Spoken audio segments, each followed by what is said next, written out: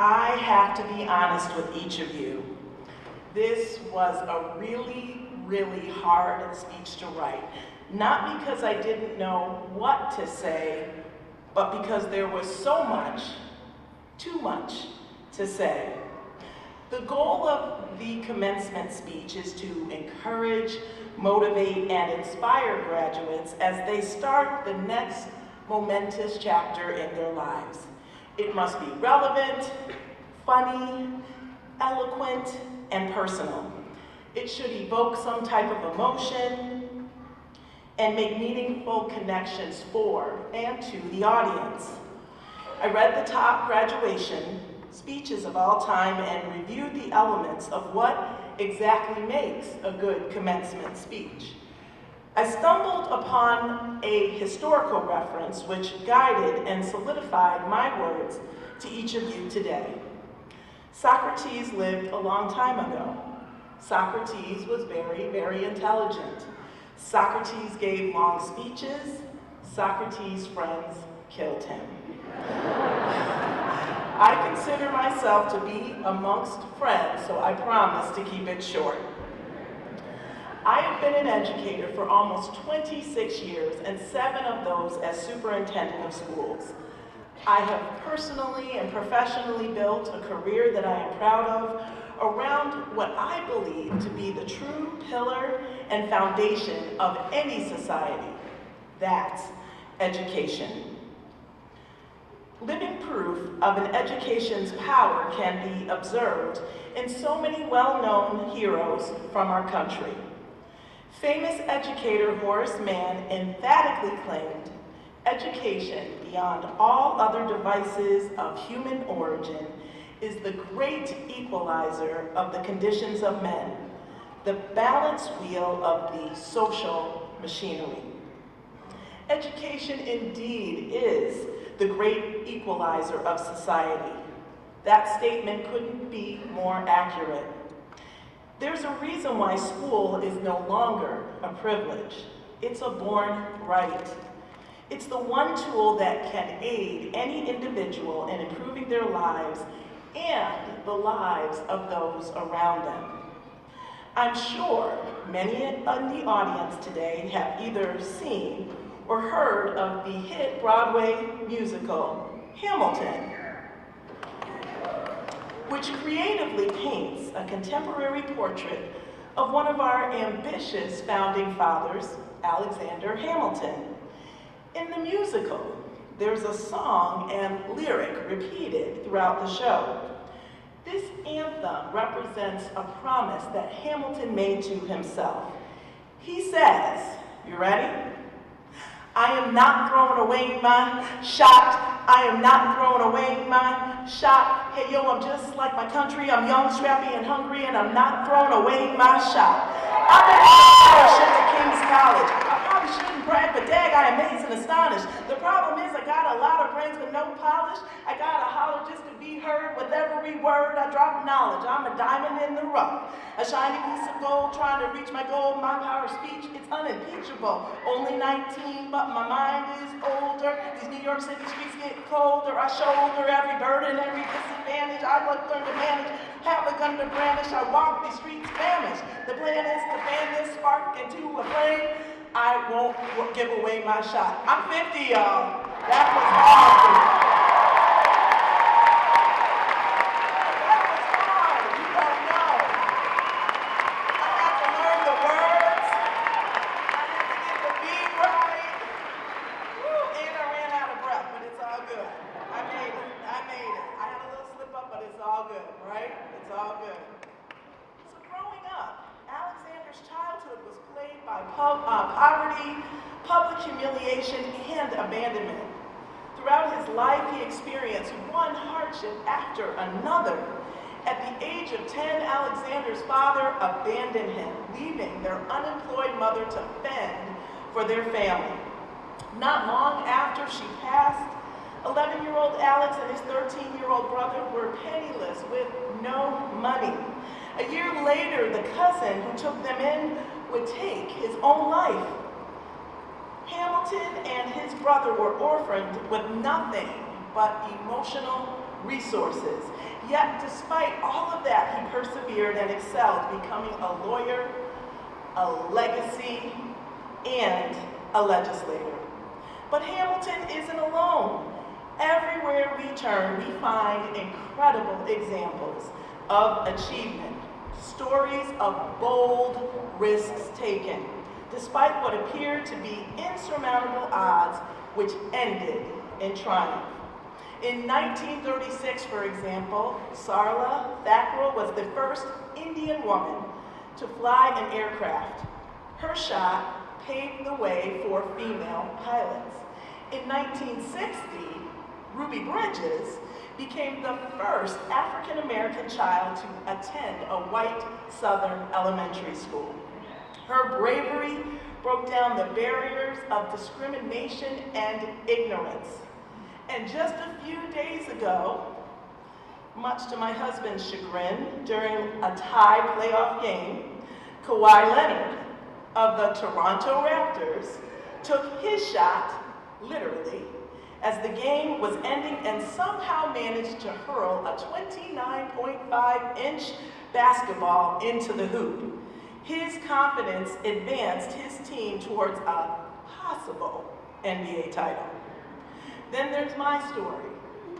May of 2012 is forever etched in and on my mind. However, as I remember slowly pulling into the empty parking space at school district headquarters. You see, I had applied to be a superintendent of schools. I paused while parking my car because I realized I was so much more nervous than I should have been for this interview.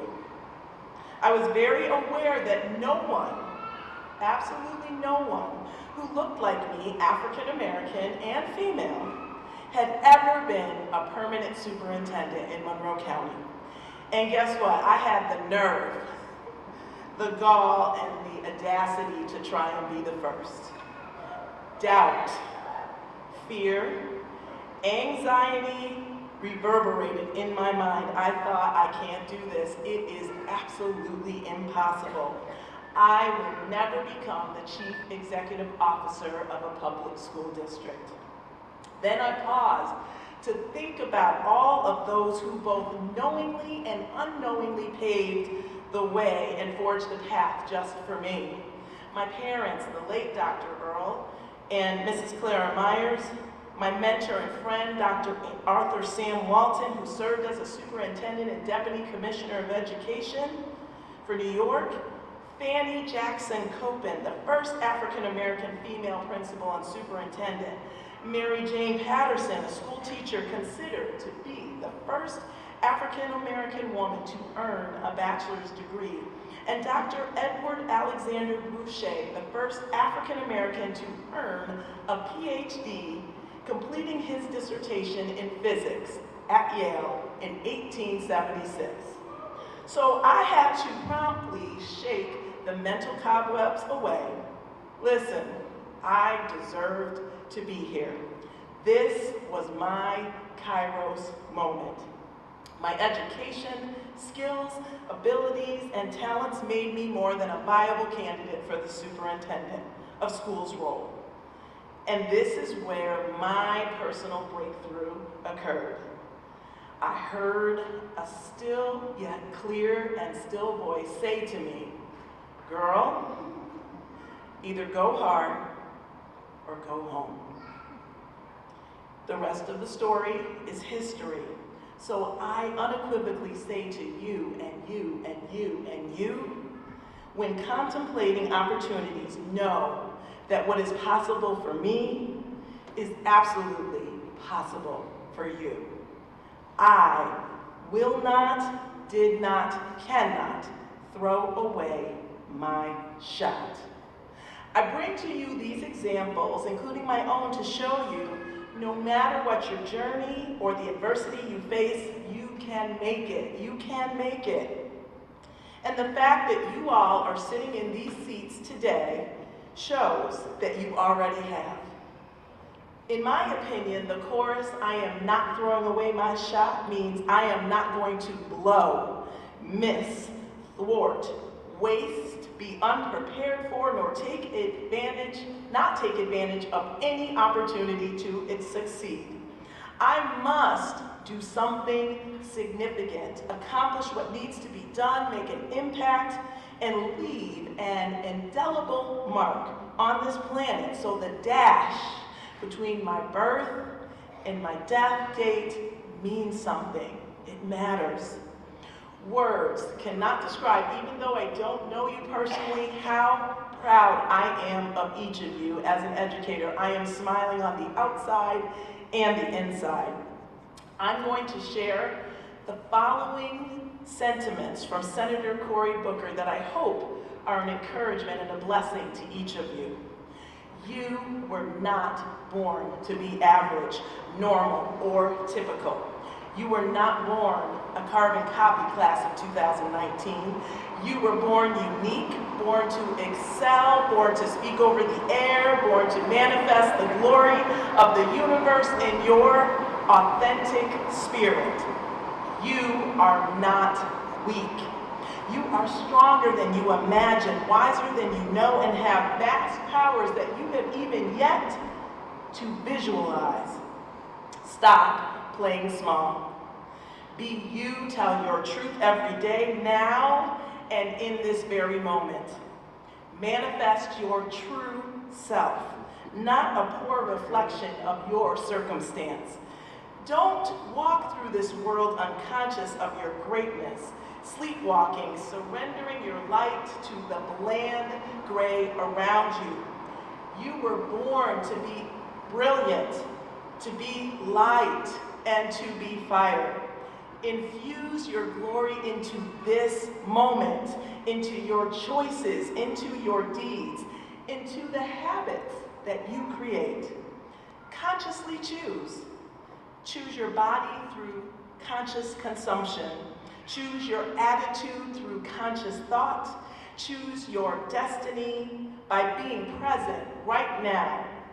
For remember, mindful moments multiplied today totally transform tomorrows. Today, choose integrity, choose discipline, and this one especially, choose joy, choose joy, choose joy. Rejoice in your blessings, and most importantly, know that everything is absolutely a blessing. And your blessings are rich soil. So choose to grow into the boldest, baddest, proudest, most glorious version of you. You were born for this.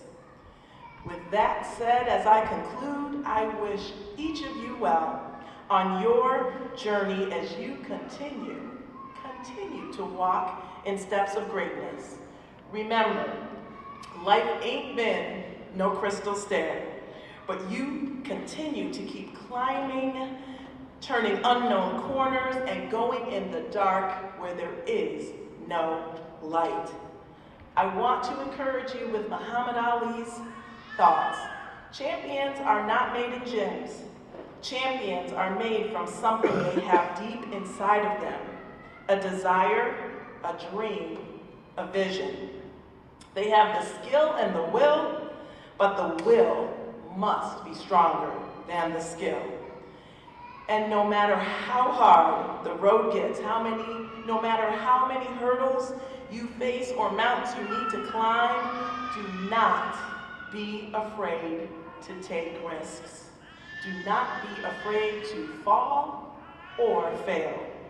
So class of 2019, repeat after me. I am not throwing away my shot. Let me hear you. I am not throwing away my shot. Congratulations.